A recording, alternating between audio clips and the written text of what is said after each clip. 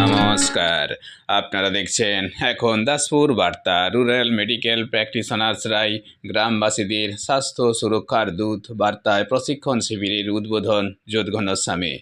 উদ্বোধন হয়েছে 20শে সেপ্টেম্বর শনিবার দাসপুর 2 ব্লকের যোধঘনশ্যাম মোহন কার্তিক টিচার্স ট্রেনিং কলেজে।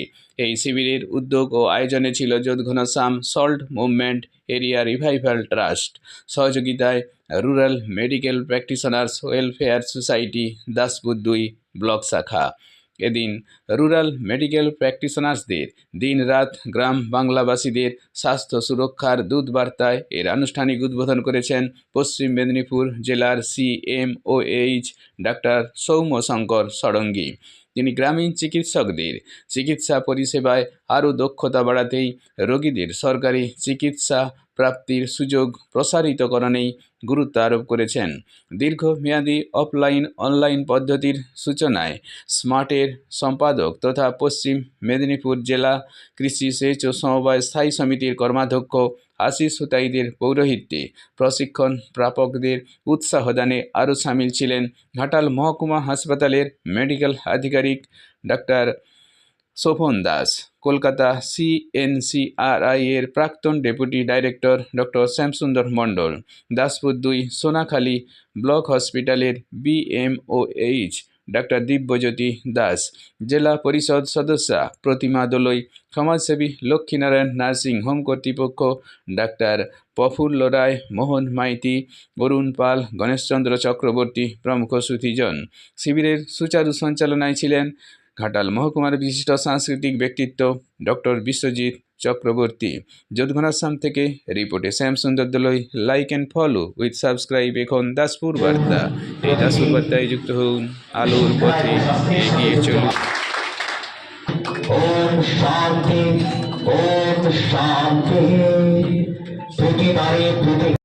এই দিনটি স্মরণীয় হয়ে থাকবে এই কারণে, যাদের উপস্থিতির মধ্য দিয়ে দাসপুর 2 ব্লকের প্রায় 3 লক্ষ মানুষের চিকিৎসা ব্যবস্থার একটা সুস্থ পরিণতি তৈরি হচ্ছে। ঠিক সেই রকম একটি শুভক্ষণে আমরা সবাই সাক্ষী থাকলাম।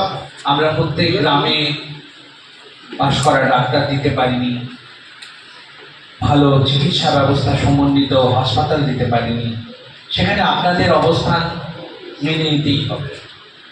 যুগে যুগে সমস্ত সরকারকে, এবং আমি বলবো যে কোনো স্তরে যে কোনো বুদ্ধিজীবী হন, তিনি এটুকু স্বীকার করবেন যে গ্রামীণ চিকিৎসকদের প্রশিক্ষিত করার মধ্য দিয়ে আমরা মানুষকে সঠিক পরিষেবা সঠিক সময়ে ভারতবর্ষের মতো দেশে পৌঁছে দিতে পারি। সিমটম আছে যেগুলো দেখে আমরা বলি বি ফার্স্ট। বি মানে হচ্ছে ব্যালেন্স, তার ব্যালেন্স চলে গেছে, সে মাটিতে পড়ে গেছে হঠাৎ করে। ই মানে হচ্ছে আই।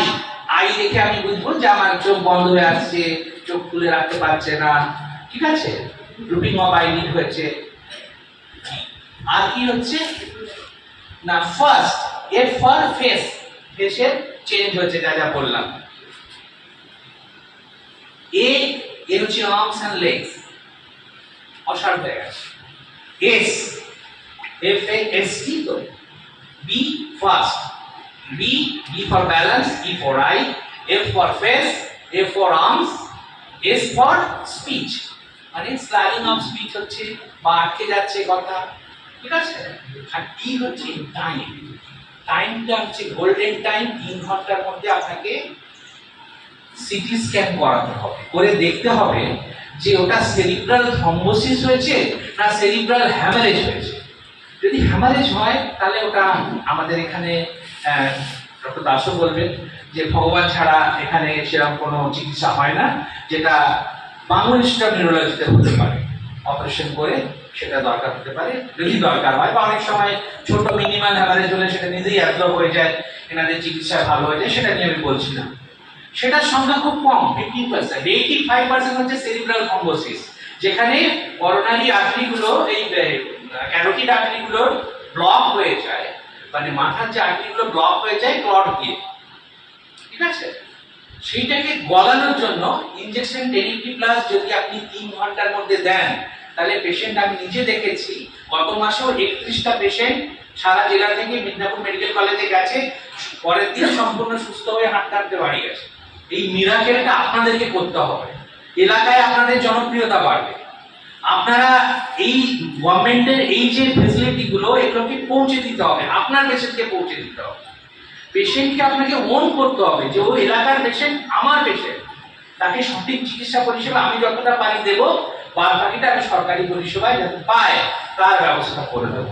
এবং ডক্টর দাসের কাছে পাঠালেই হবে, ওনারা ইনজেকশন দেবেন। যদি মাইক্রোডেল ইনফেকশন হয় তাহলে সেটা থ্রম্বোলাইসিস হয়। তো আমার বক্তব্য হলো, এই যে পরিষেবাগুলো, এক একটা ইনজেকশনের দাম 30, 35, 40 হাজার টাকা, যেটা বিনা পয়সায় গভর্নমেন্ট দিচ্ছেন ঘাটাল হসপিটালে, বিনা পয়সায় গভর্নমেন্ট দিচ্ছেন সিটি স্ক্যান পরিষেবা ঘাটাল হসপিটালে, বিনা পয়সায় ডায়ালিসিস পরিষেবা ঘাটাল হসপিটালে।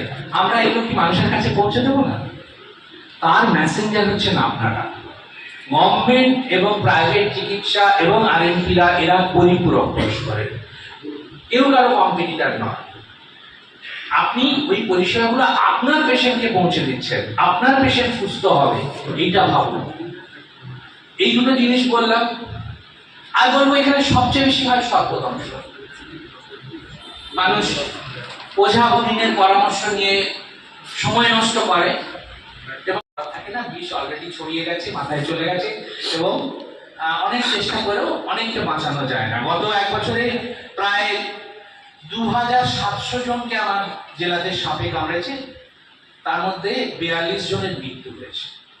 সংখ্যাটা বিরাট বেশি কিছু নয়, কিন্তু একজনেরও যেন মৃত্যু না হয়, এটা ইনিশিয়েট করার জন্য আপনাদেরকে এলাকায় প্রচার করতে হবে। ওঝা গুণিনদের হাতে ছেড়ে দেওয়া যাবে না।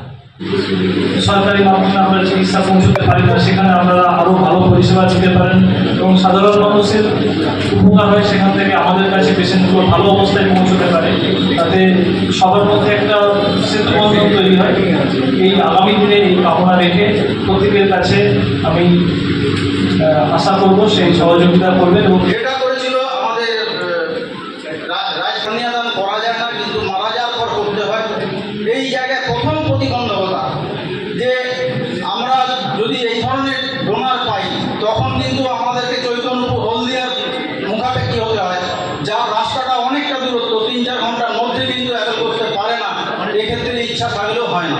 সেই জায়গায় আমাদের সকলের পক্ষ থেকে শিরোমণি সাহেবের কাছে আবেদন, মেদিনীপুর জেলার যে মেডিকেল কলেজ অবিলম্বে সেখানে যেন চক্ষু ব্যাংক চালু হয়।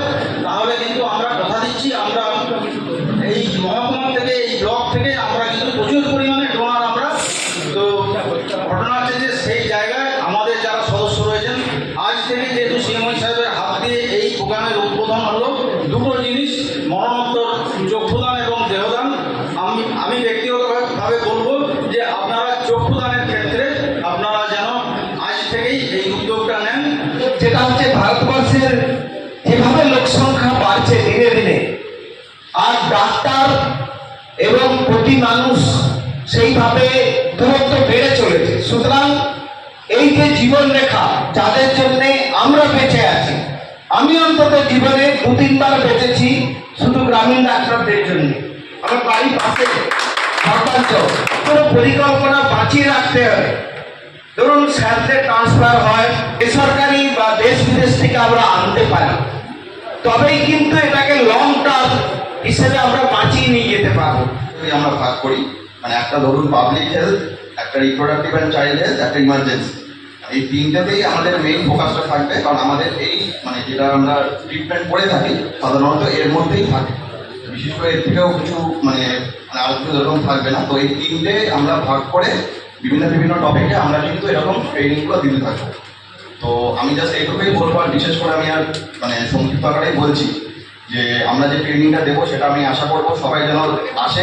প্রোগ্রাম ট্রেনিং যে শুরু হচ্ছে, এর মূল কাণ্ডারি কিন্তু আমার সামনে যারা বসে আছেন তারা। আমরা চেষ্টাটা করলাম, আমরা এটা করতে চাই, কিন্তু এটাকে বাস্তবে রূপ দেবেন বা সার্থক মর্যাদা দেবেন আপনারা। সোনার থালায় অমৃত দান, তো সভাপতি অমৃত পরিবেশন, সভাপতি আমরা যেমন অমৃত পেয়েছি আমাদের ডাক্তারবাবুদের কাছ থেকে, আমরা বিশেষবাবুর কাছ থেকে সেই পরিবেশ সোনার থালায় পরিবেশন ওরা সেটাও পেয়েছি। ওভারঅল যারা আবার এই অমৃত, যারা আবার পুরো ওই মন্থন করার পর অমৃত যারা ভক্ষণ করবে, তারা আবার নিশ্চয়ই তারা যাতে করে দীর্ঘদিন, আর আমাদের এই অমৃত আমাকে চিরদিনই বাঁচিয়ে রাখবে, শুধু দীর্ঘদিন বাঁচিয়ে রাখবে। তাই এই অমৃত যেন আপনাকে দীর্ঘজীবী করে, অপরপক্ষে আপনাদের দ্বারা আমরা দীর্ঘজীবী হতে পারি, সেই শপথ আজকে আমাদের মিটিংয়ের মধ্যে আমরা নিচ্ছি। সবাইকে শুভেচ্ছা সম্মান দিয়ে